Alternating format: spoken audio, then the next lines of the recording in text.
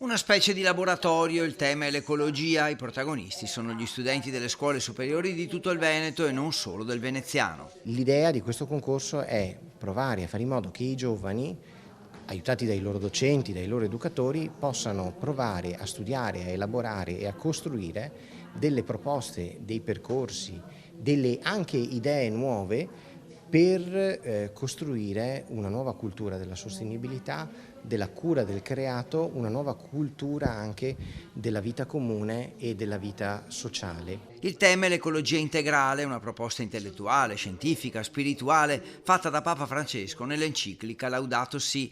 Per il concorso ci sono schede progettuali su vari temi che prevedono l'accompagnamento di un tutor e il coinvolgimento di Ca' Foscari e di altre università e imprese, dall'acqua agli edifici, dall'energia alla mobilità.